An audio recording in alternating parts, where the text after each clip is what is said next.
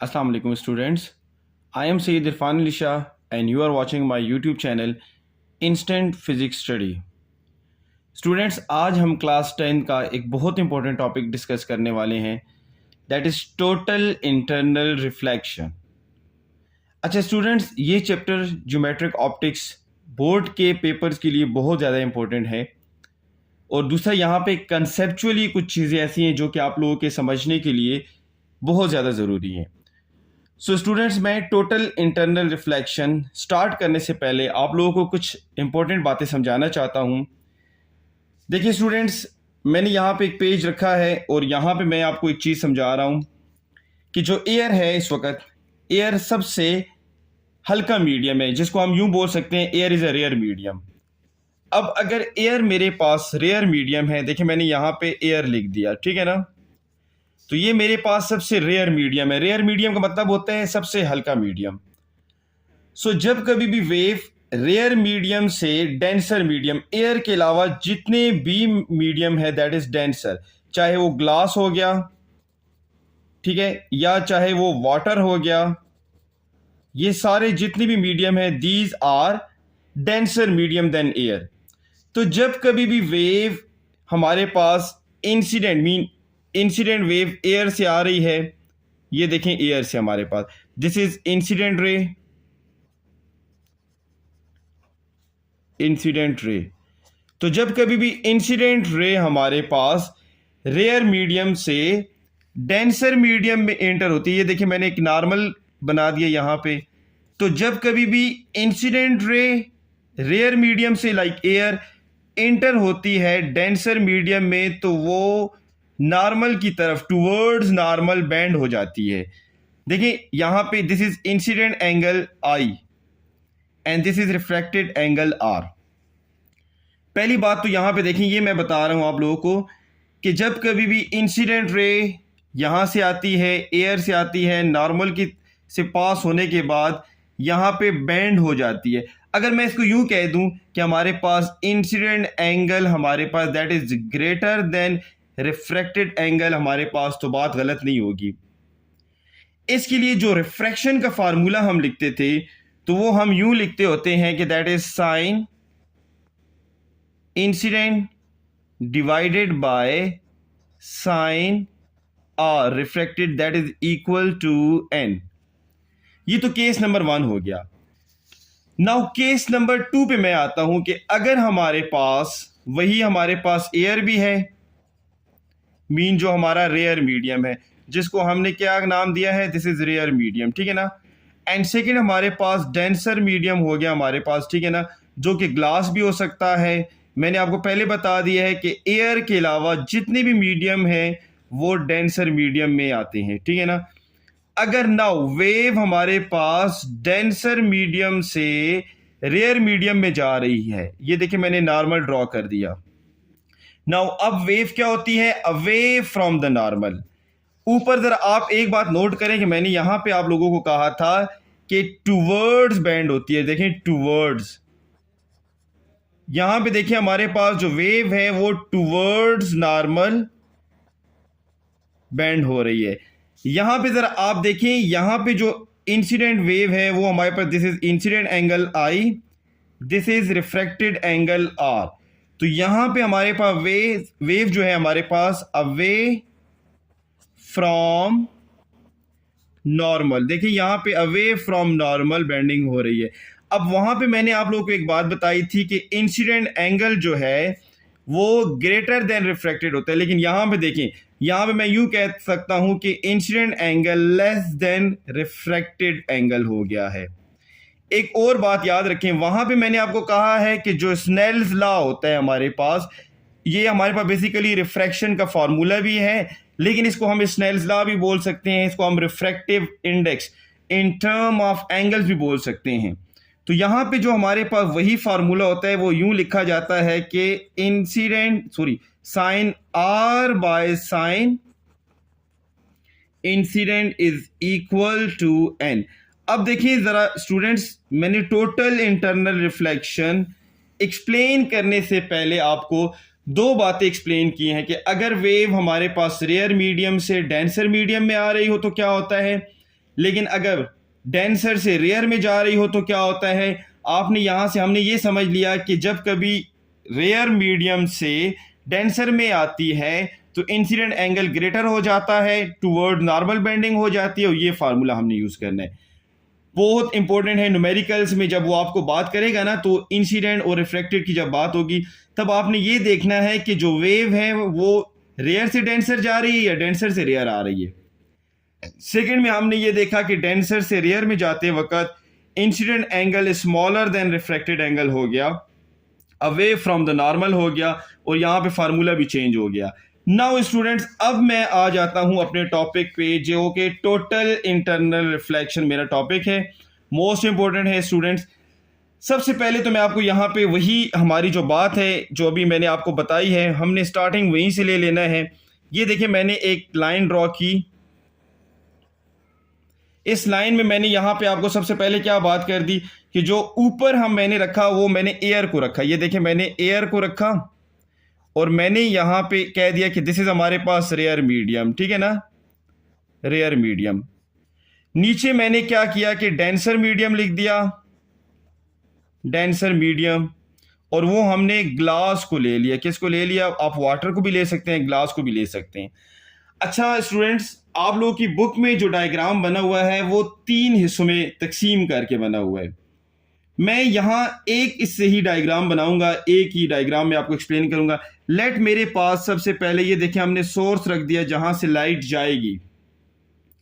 इसका मतलब है मुझे पहली कंडीशन तो समझ आ गई है कि लाइट हमेशा हमारे पास डेंसर से रेयर में जाएगी। ये देखिए मेरे पास डेंसर से मीडियम, डेंसर मीडियम से रेयर जा रही है। तो मैंने सबसे पहले यहां पे ना कंडीशन नंबर 1 क्या लिख दिया हमारे पास कि light ray must move from denser to rare medium. तो देखिए स्टूडेंट्स, जो मेरी सबसे पहली कंडीशन हो गई है वो कंडीशन क्या है कि light ray must be move from denser medium to rare medium. तो ये तो मेरी पहली कंडीशन हो गई। सही हो गया स्टूडेंट। ये देखिए मैंने नॉर्मल ड्रॉ किया यहां पे, ये देखिए हमने एक नॉर्मल ले लिया, ठीक है ना। अभी मैंने आपको क्या कहा था कि जब डेंसर से रेयर में जाती है तो लाइट अवे मूव करती है। तो ये देखिए मेरे पास this is refracted angle and this is incident angle. अच्छा, तो पहली बात तो मेरे पास ये हो गई कि हमने जो फर्स्ट रे को यहां से शाइन किया है वो हमारे पास रिफ्रैक्ट हो गई है इस पॉइंट पे। अब नेक्स्ट उसमें मैंने क्या किया कि यहीं से मैंने वेव को जरा दूर शाइन कर दिया। ये देखिए मैंने वेव को यहां पे शाइन कर दिया, ठीक है। अब मुझे ये बताएं, मेरे पास ये देखिए मैंने नॉर्मल ड्रॉ कर दिया यहां पे, तो इस इंसिडेंट से मेरा जो सेकंड इंसिडेंट है ये अब ग्रेटर हो गया कि नहीं हो गया? तो डेफिनेटली जैसे जैसे आप इंसिडेंट को ग्रेटर करते जाओगे रिफ्रैक्टर भी ग्रेटर होता जाता है। ये देखिए मेरे पास अब एंगल ऑफ रिफ्रैक्शन भी ग्रेटर होता गया है। मीन जैसे जैसे आप इंसिडेंट एंगल इंक्रीज करते जाते हैं उसी तरह हमारे पास रिफ्रैक्टेड जो एंगल होता है वो भी क्या होता रहता है? इंक्रीज होता रहता है।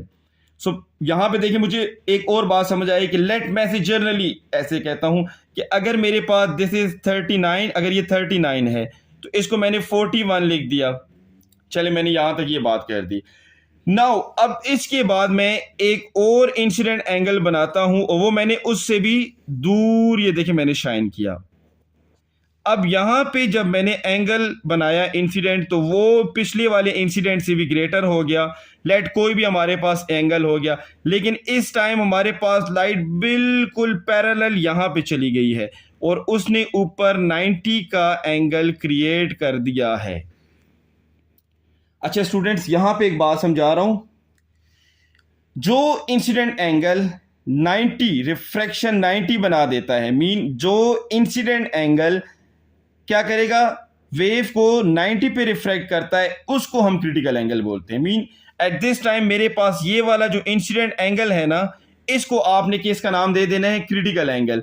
तो देखिए स्टूडेंट्स, कंडीशन नंबर 2 में मैंने क्या लिख दिया, नंबर सेकंड कंडीशन मेरे पास यहां से क्या आ गई कि मैंने critical angle must be formed, कि आपने क्रिटिकल एंगल लाजमी बनाना है।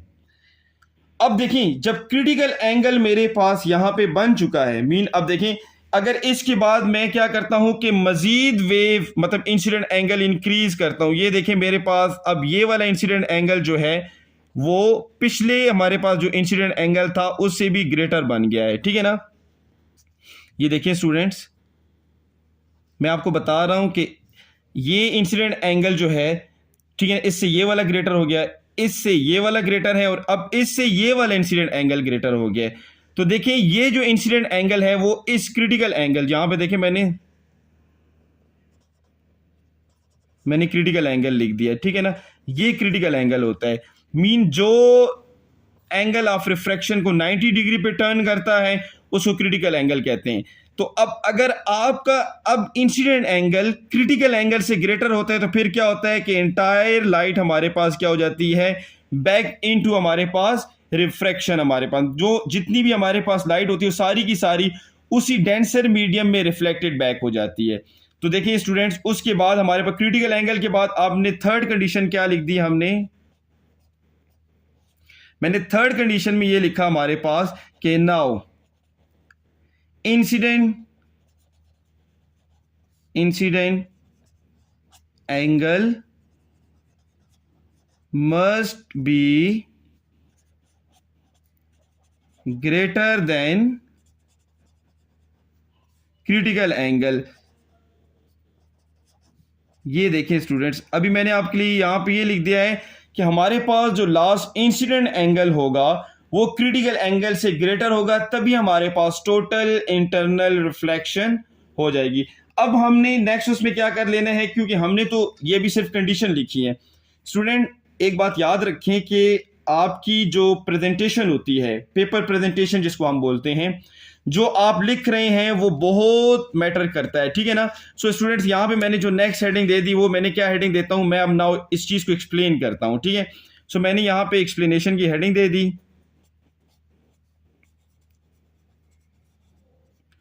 ये देखें हमने एक्सप्लेनेशन की हेडिंग दे दी यहां पे, ठीक है ना। अब स्टूडेंट जितनी बातें मैंने ऊपर की हैं वो मैं सारी कोशिश करता हूं कि मैं यहां पे आप लोगों को एक्सप्लेन भी करता हूं और वही बातें हम। अच्छा स्टूडेंट देखिए, मैंने कंडीशन के साथ ही सबसे पहले डायग्राम बना दिया है। फिजिक्स में याद रखें, अगर आप एक चीज को डायग्राम से एक्सप्लेन कर रहे हैं ना, तो आपका डायग्राम अगर पहले आ जाता है तो इसमें नो प्रॉब्लम। मीन अगर लेट सपोज आप एक डीसी मोटर या एसी मोटर की वर्किंग बोल रहे हैं तो डेफिनेटली आप डायग्राम से वो सारी चीजें एक्सप्लेन करेंगे ना।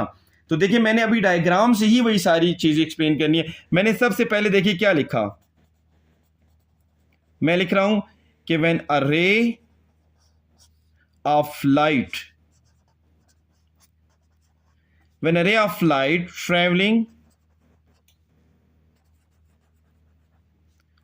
traveling in denser medium,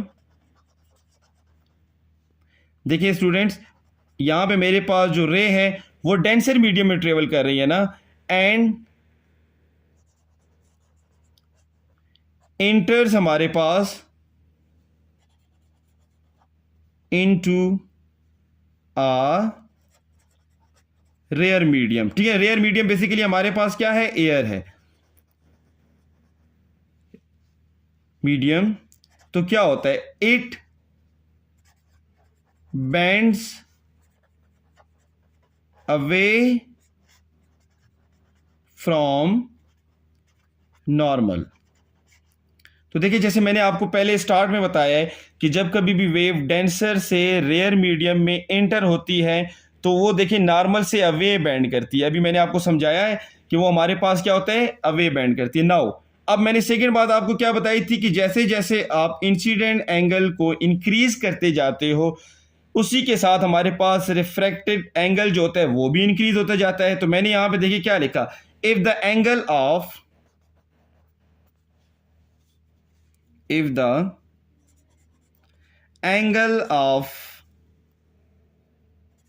incident, ठीक है ना, if angle of incident I, उसको हमने आई से लिखा हुआ है इंक्रीजेज। इंक्रीजेज तो फिर क्या होगा, the angle of refraction, the angle of refraction R also increases. तो देखें, अगर एक एंगल आप इंक्रीज करते हैं तो डेफिनेटली मेरे पास क्या होता है, दूसरा एंगल भी इंक्रीज होने लगता है। मीन अगर आप इंसिडेंट एंगल को इंक्रीज करते जाएंगे तो क्या होगा, रिफ्रैक्टेड एंगल भी हमारे पास क्या होता जाता है, इंक्रीज होता जाता है। ओके स्टूडेंट्स, यहां तक तो हमने ये बात कर दी ना।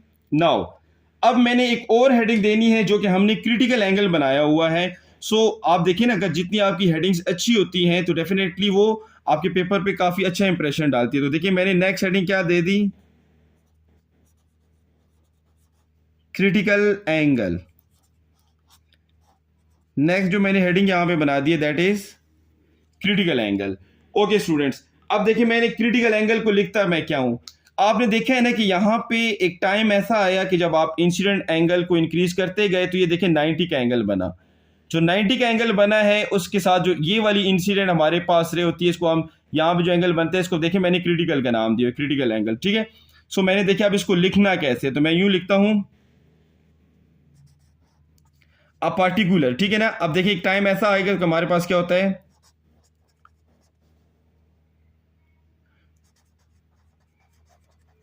ठीक है, एक टाइम ऐसा आएगा कि हमारे पास a particular value of the angle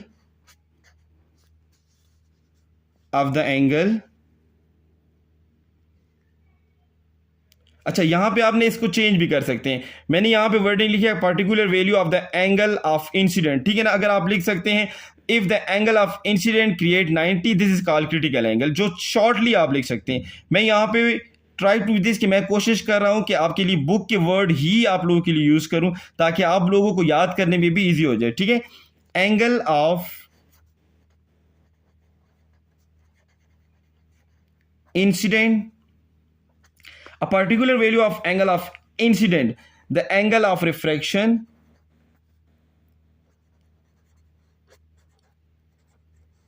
the angle of refraction, ठीक है ना, the angle of refraction becomes 90 degree. ये देखिए एक टाइम ऐसा आता है कि इंसिडेंट एंगल हमारे पास लाइट को 90 डिग्री पे रिफ्लेक्ट करता है, तो कहते हैं the angle of incident that cause the reflected ray medium हमारे पास this is called critical angle. देखें तो हम यहां से ये कहते हैं the angle of incident, the angle of incident that causes the refraction या refracted ray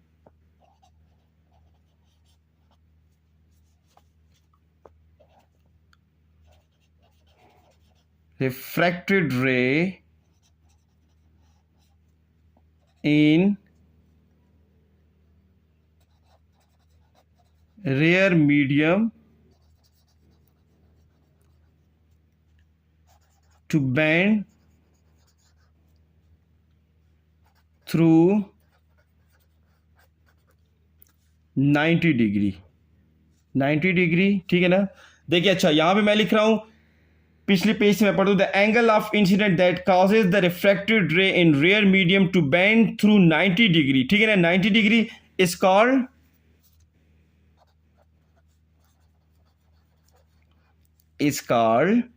क्रिटिकल एंगल।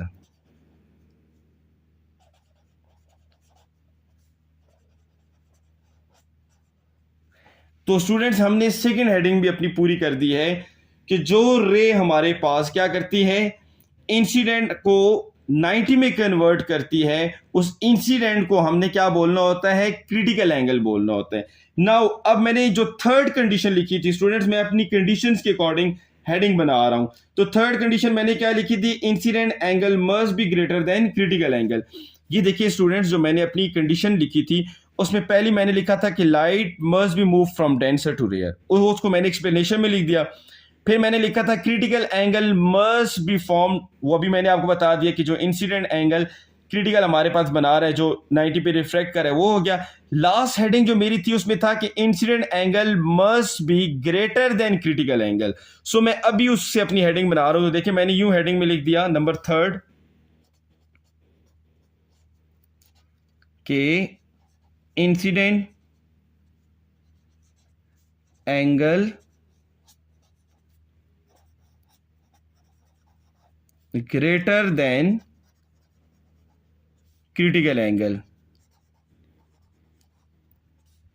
तो अब देखिए यहां पे मेरे पास इंसिडेंट जो एंगल है उसको हमने कैसे क्रिटिकल एंगल से ग्रेटर कंसिडर करना है। तो देखिए अच्छा स्टूडेंट्स, मैंने यहां पे इसके लिए ये लिख दिया वर्डिंग हमारे पास कि when angle of incident become larger than the critical angle. तो देखिए मैंने लिखा when the angle of incident when the angle of incident becomes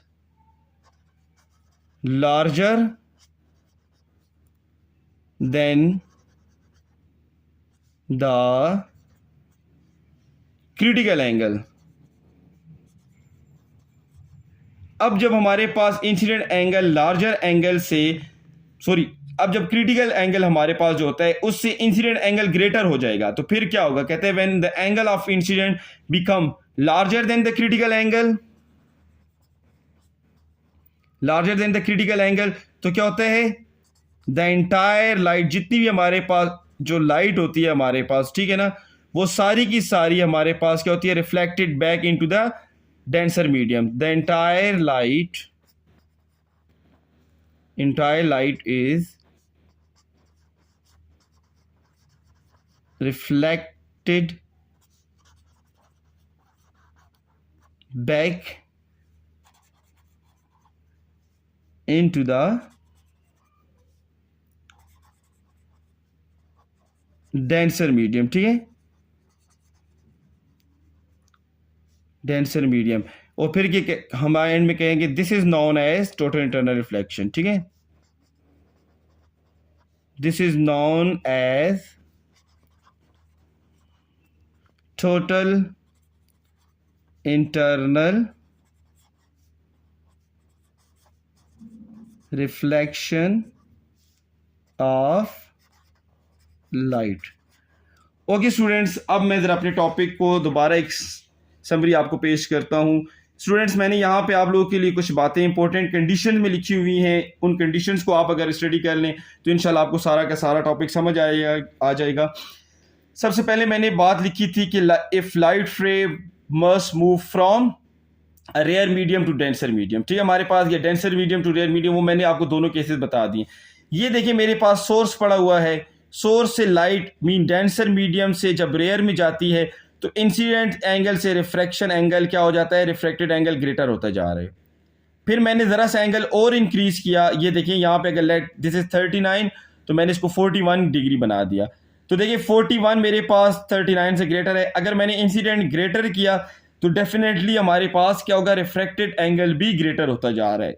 now अगर मैंने मजीद इंसिडेंट एंगल को ग्रेटर कर दिया तो एक टाइम ऐसा आता है कि लाइट कंप्लीटली 90 के एंगल पे क्या हो जाती है, बैंड हो जाती है। ये देखें, सो दिस इंसिडेंट एंगल जो कि 90 क्रिएट करता है रिफ्रैक्शन में, हमारे पास रिफ्रैक्शन ऑफ लाइट में या रेयर मीडियम में लाइट को क्या करता है, 90 पे टर्न करता है, this is called critical angle. तो सेकंड देखिए मैंने कंडीशन क्या लिखी थी, critical angle must be formed.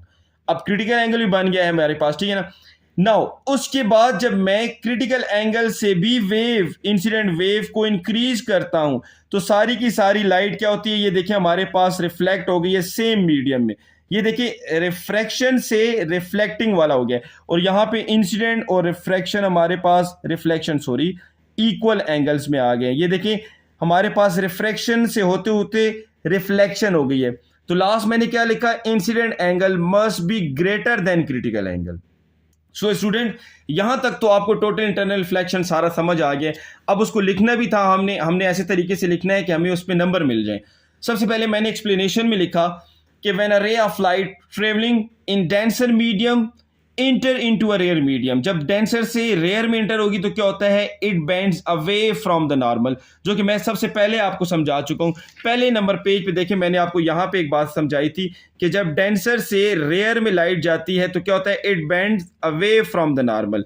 जब मैंने यहां पे आपको कहा था जब रेयर से डेंसर में आती है, it bend towards from the normal, ठीक है। अब देखें, if the angle of incident I increases the angle of refraction also भी इंक्रीज। ये देखिए मैं जब इंसिडेंट एंगल को इंक्रीज करता जा रहा था, रिफ्रैक्शन एंगल जो ऊपर रिफ्रैक्शन एंगल था वो भी इंक्रीज होता जा रहा था। फिर मैंने एक और हेडिंग बना दी, और वो मेरे पास हेडिंग क्या बन गई कि क्रिटिकल एंगल। मैंने आपको कहा था सेकंड हमारे पास, ये देखिए सेकंड में मैंने लिखा था critical angle must B form.